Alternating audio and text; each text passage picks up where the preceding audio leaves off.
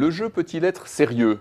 On connaît depuis longtemps les jeux éducatifs pour les enfants ou les jeux de construction qui stimulent leur créativité. Certains jeux vidéo sont aussi utilisés par l'éducation nationale, mais qu'en est-il des jeux dans le monde de l'entreprise?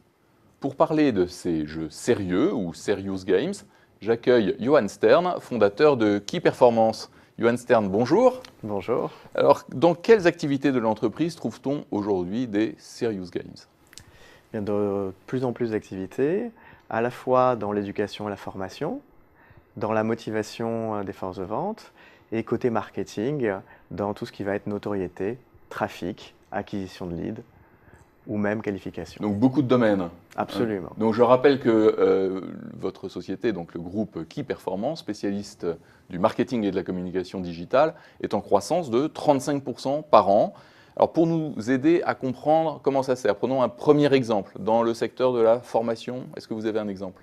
Oui, pour un de nos clients, par exemple dans la banque, pour LCL, nous avons réalisé une opération où le téléconseiller se retrouvait devant son ordinateur et, accompagné par un personnage virtuel, était mis en situation réelle dans laquelle il allait apprendre et comprendre comment réagir dans certaines circonstances et mieux décrire, mieux approfondir la connaissance des produits. Donc c'est une simulation pour la formation, donc c'est un serious game pour la formation. Est-ce qu'il y a d'autres types de serious game pour la communication interne, pour diffuser les valeurs de l'entreprise? Tout à fait. Ça peut aller du jeu le plus simple.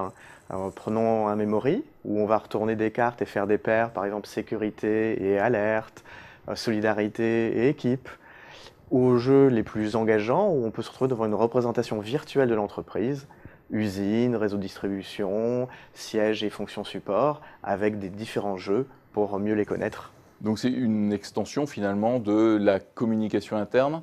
Alors vous faisiez allusion parmi tous vos exemples à l'acquisition de clientèle, là aussi. Les jeux à vocation marketing c'est la majorité des serious games aujourd'hui.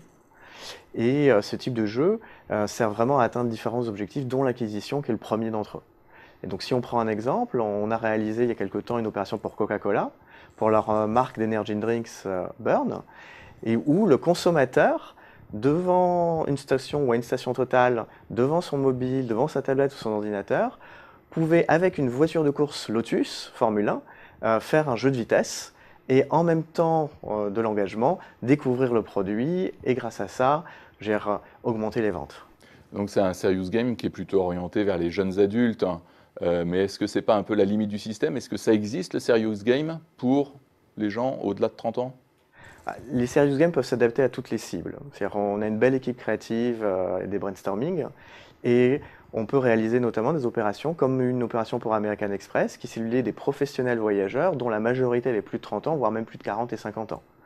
Et donc sur ce type d'opération, en aéroport ou sur mobile, le voyageur pouvait associer monument et lieu de manière à avoir à la fois le plaisir d'apprendre quelque chose ou le plaisir finalement de savoir quelque chose. Et en même temps, bien sûr, d'apprendre à connaître les produits. Donc vous nous avez donné des exemples pour la communication interne, pour la formation, pour l'acquisition de clientèle. Maintenant, en termes d'enjeux économiques, que représente le serious gaming par rapport, par exemple, à la publicité ou la publicité en ligne? Alors ça représente aujourd'hui encore qu'une faible partie. On parle de quelques points, quelques pourcents ou moins du marché de la publicité en ligne. Mais c'est une partie qui est en très forte croissance. C'est-à-dire que face à l'inondation des publicités et au marketing traditionnel ou à l'engagement auprès des collaborateurs traditionnels, le jeu est vraiment un levier pour avoir des taux d'engagement beaucoup plus élevés et donc c'est là où la croissance se trouve. Donc ce qu'il faut retenir, c'est que le serious gaming maintenant est encore jeune, donc on ne dispose pas encore véritablement de métriques pour mesurer les enjeux économiques, les enjeux stratégiques. Alors, on a déjà de nombreuses métriques, c'est plus que le poids relatif est faible, mais les métriques sont là, on mesure énormément d'indicateurs sur toutes les opérations réalisées. Mais il s'agit en revanche d'une nouvelle pratique pour les activités de l'entreprise dans la formation, la communication externe, la communication interne. Et le marketing. Johan Stern, fondateur de Key Performance, merci. Merci à vous.